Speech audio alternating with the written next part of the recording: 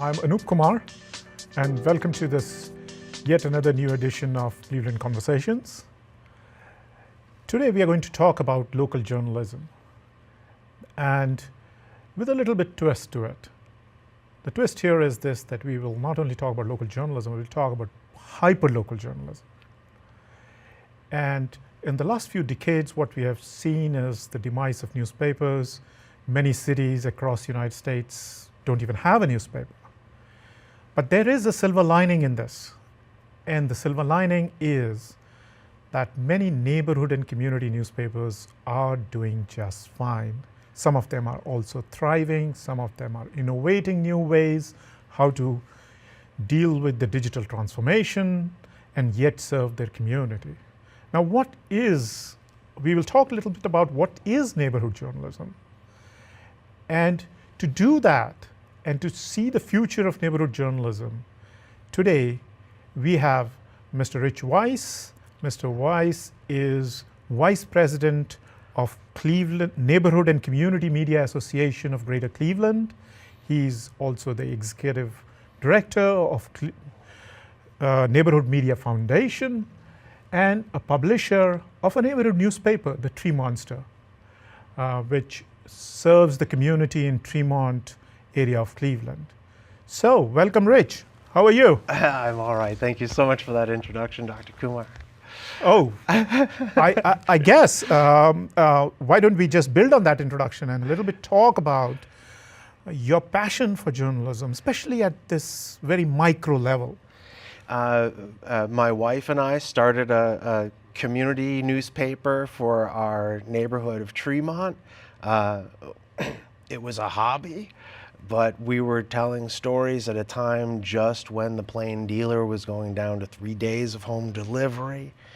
And then we had a couple of advertisers come to us, particularly the Cleveland Public Schools, and told us they had numbers that our paper was reaching more of their parents on coffee tables and just handing around as a monthly paper than their messaging and stories might be received in the plain dealer at 3 days home delivery. So I started taking it seriously. They started buying the back page, and I started looking into why is neighborhood media or community media in general, why is that becoming, it seemed like it was becoming popular. At least my experience delivering the Tree Monster to Tremont residents, there was something special when people would look at this paper and see on the front page their own community. There was something to it, and after doing it for a few years, I thought there's something special here. Does your passion for journalism was like going back to your college and previous, or it was more driven by seeing the deficit in the community, the information needs, right? Both. You could see that. Yes, right? and I was a political cartoonist for my high school newspaper, but I was always in on the headline writing sessions and doing a lot of the editing sessions, and felt like ownership of that paper. So that was probably the first experience where I really thought, we're producing a newspaper. But then fast forward a number of years, I worked with the Call & Post newspaper, a 100-some-odd-year-old black newspaper on the east side of Cleveland. I worked with many community papers around Cleveland and realized this is something that it's within our grasp. It's something we can do. It's something not many people think of as a way, hey, I wish my community could learn about this. Not many people think, well, start a newspaper. But once you do, there's an engine that forms of community trust, trust from your neighbors. That's the main thing I'm trying to express. Is it when you say the trust from your neighbors, is it tied to this notion that there is a sense of place, there is a membership of that community that the newspaper has, you live there, And most of these community newspapers are like that. The publishers belong to the community. Does that play a role in how people feel a sense of belonging, a sense of ownership? I should be supporting this newspaper in that community? I think it's everything. I Okay. think that it's all about if you when you go into coffee shops in a neighborhood, or even an ethnic a place that has strong pull on a particular ethnic community.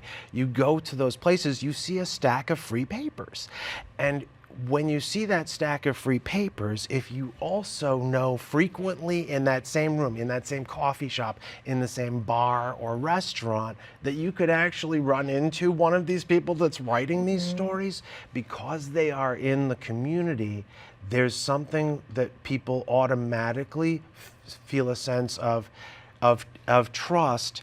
And I don't want to say it's not blind trust. It's just that they know the human beings that this information is coming from. As citywide papers become more regional and have these, I think, an overgrown footprint, and start using more AI in their reporting, it's inevitable that people are going to want to rush to reporting that is completely organic from a community member, even though it may not rise to the quality that you see on larger regional outlets. As you say, reporting by a community member, and you also acknowledge that does not rise to maybe sometimes to the quality of journalism, especially in terms of writing, in terms of reporting that you might be expecting. So how do you address that? Do you do the training for them? How do you address that deficit in terms of skills and knowledge? One of my roles is as executive director of Neighborhood Media Foundation, and as you know, one of my flagship project was to bring together this association of over 14 outlets now, and the.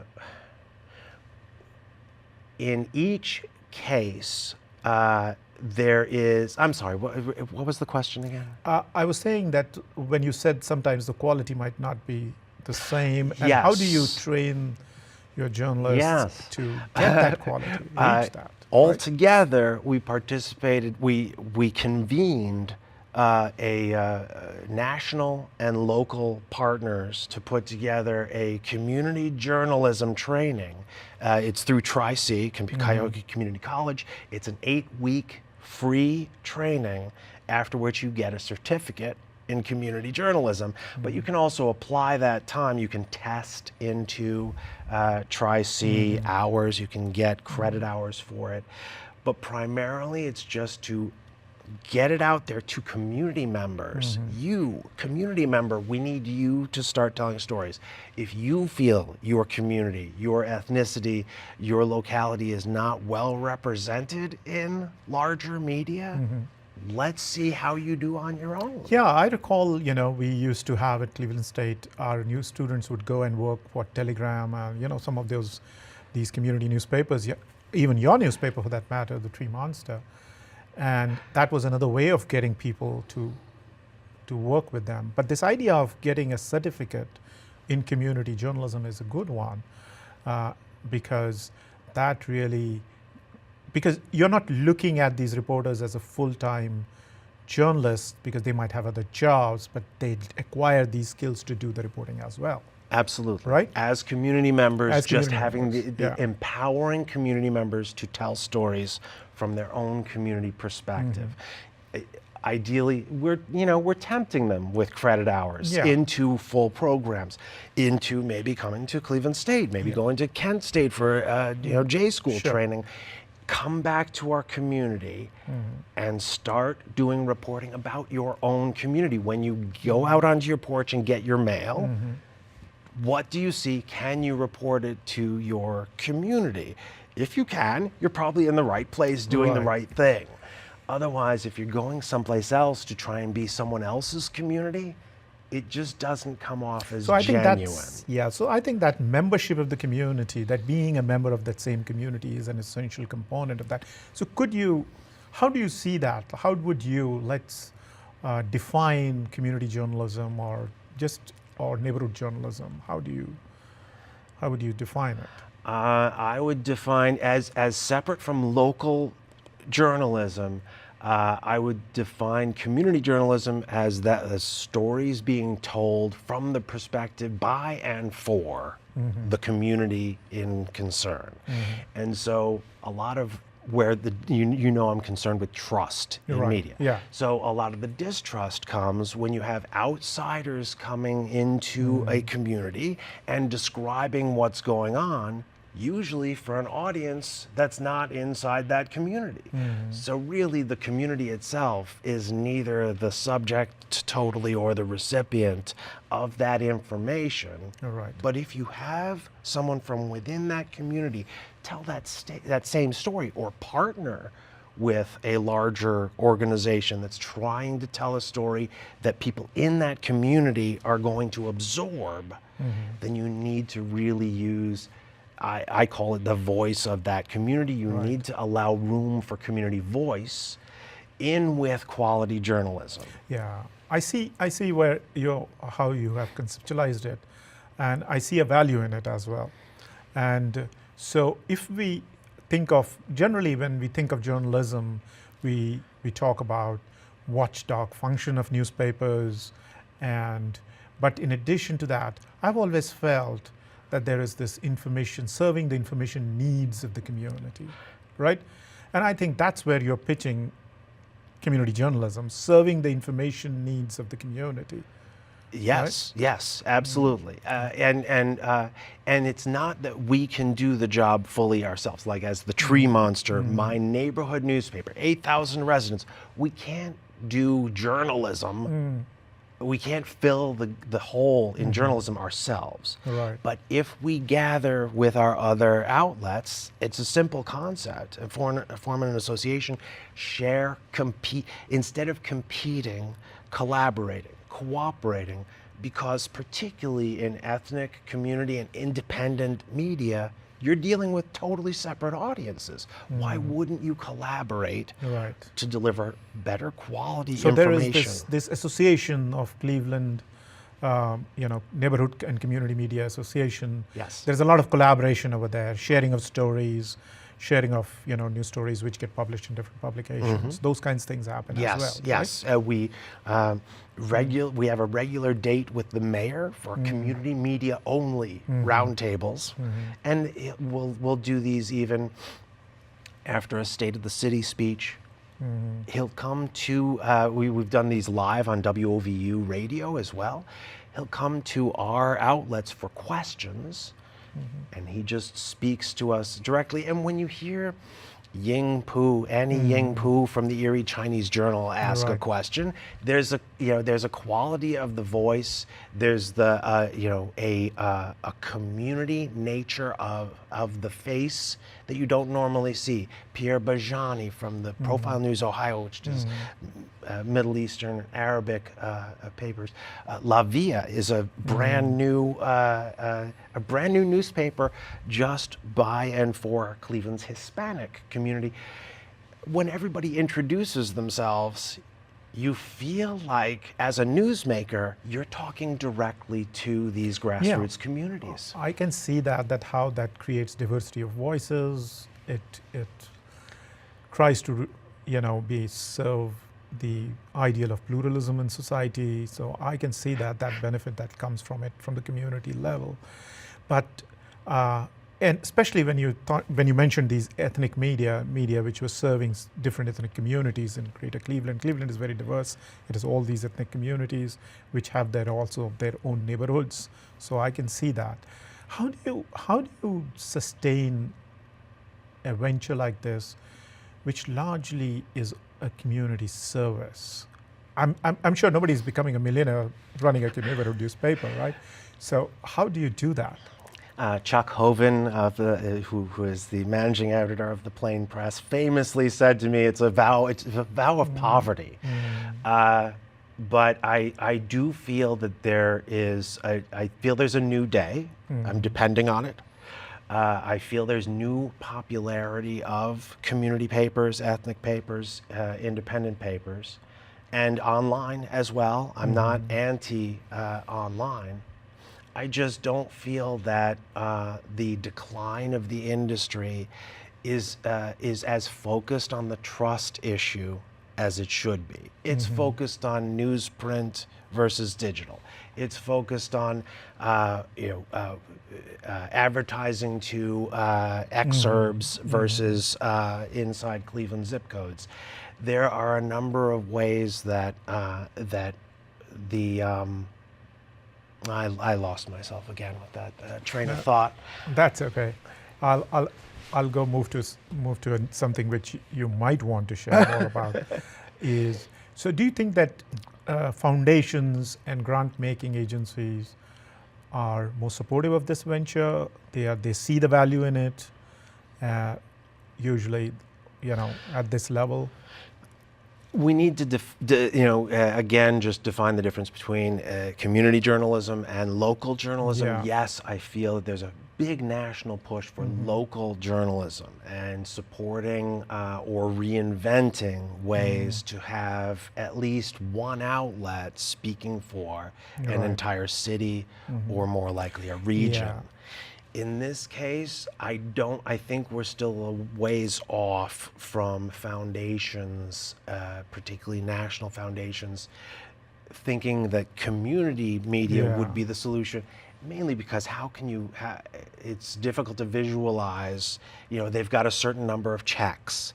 Are they really going to write checks to the million different ethnic and community media outlets because this is going to grow the fertile ecosystem? Yeah, but I don't think so, but I'm hoping that some of these efforts like associations will help. But I'm more seeing in terms of community foundations. We're not looking at national foundations, but looking at community foundations who are in the community and they serve their community in that. So that's where the community journalism that you're talking about fits in. We're not talking about them funding thousands of communities. We're talking about, let's say 14 communities. Yes, right? Absolutely. Those kinds of things. Okay, yeah. So those conversations must be going on, right, with these local foundations to support this kind of effort. The biggest conversation going on right now is Press Forward, and a lot of our local foundations are putting funding into $500 million for a national effort, Press Forward, which will have These little regional, hubs, and they are having open calls. They just had an open call for specifically underreported ethnic and other groups, media outlets. They will have in the fall a call for innovative structures for reinventing news. Press Forward is an excellent venture, and it's been supporting, doing these different ways. It's innovating how to support journalism, and some of those innovations will surely pan out in a way that will be good for neighborhood journalism as well, in addition to local journalism.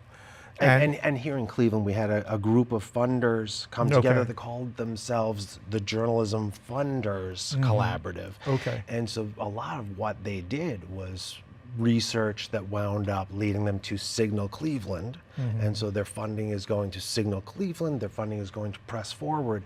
But as far as, I feel like this foundation of community and grassroots journalism has to be built by us. I think we have to build it, and we have to build it now.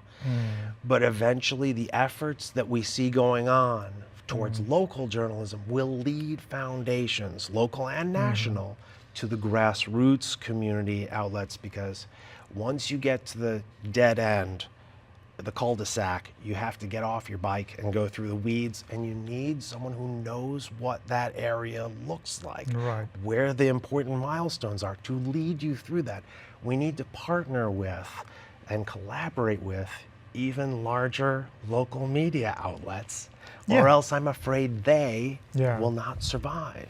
Like you said, ethnic and community outlets, we seem to be doing just fine with however the economy goes. The larger outlets are not, and it does not seem like they know how to partner with us in order to make their content interesting to people, I think, within Cleveland zip codes. I and my colleague Leo Jeffries, who some years ago had done a study, nationwide study on community newspapers.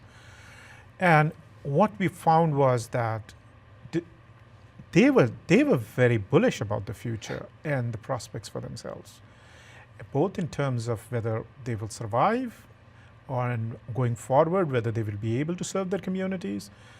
That was a very, sanguine finding for us, which gave us hope. And then obviously that shows up even in your organization. So I'm going to have to look up that study. I had not heard of that. Oh, yeah, it was, I don't want to just, I know, we can talk about that later. But I'm just saying that there is a study backing it, right? And done by your friends, right? At Cleveland State. Thank you so much. Right. So, so if you look at this serving the community, you are hopeful of the future. You are not pressing the panic button and saying, unlike what we are seeing in local journalism, because in local journalism, I often come across the phrase, what happens when no one is watching, right? What happens when no one is watching? How many times I come across this, that people in power generally tend to go astray when no one is watching, right? But that's not your primary concern. Your concern is community bonding, community issues, right? And of course, if someone in our community, if a community member or a business in our community is being harmed, that's certainly something we are going to stand up for. We can dig in and do our own, accountability journalism. Absolutely. Right. But yes, the front page, when you look at our paper, you should see community members, and this goes for all of our community papers. Community members rolling up their sleeves and doing good for the community. That's what is most needed. Talk about information needs. Of course, in the 50s, when newspaper sales reps learn they can sell washing machines in the suburbs, and they're telling reporters, you got to come out here and make some relevance out here. You got to tell some stories out here because I can sell washing machines. Their kids eventually learned that they could sell ads for Lexus Christmas presents in the exurbs.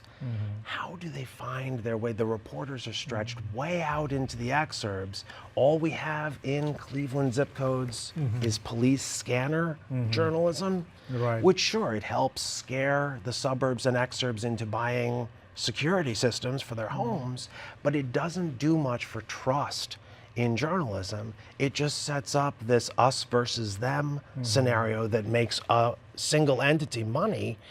But when you actually look at what the people in those communities want to talk about, it's the new garden that was put in. It's the fact that we want to battle to get parking spaces back instead of a sidewalk for a pizza joint. It's these little tiny victories that we, as the Tree Monster, were there for, and Tremont residents noticed. You can feel voiceless in this world. You shouldn't, because there should be a community journalist nearby at a coffee shop near you where you can get your concern heard. Yeah, I see your point, and this actually just gives me more hope as somebody who studies local, hyperlocal journalism, community journalism. All around the world. Yeah, all over the world. And so I'm very pleased with, this is kind of that you are hopeful, because often we get the pessimism from the publishers themselves. When we talk to publishers of news organizations, they are the ones who express those feelings, which then feeds through the community. And so thank you very much, Mr. Weiss, for coming and participating in this series of Cleveland conversations we've been carrying out. And thank you all for watching. And I'm Anup Kumar. See you next time. Thank you.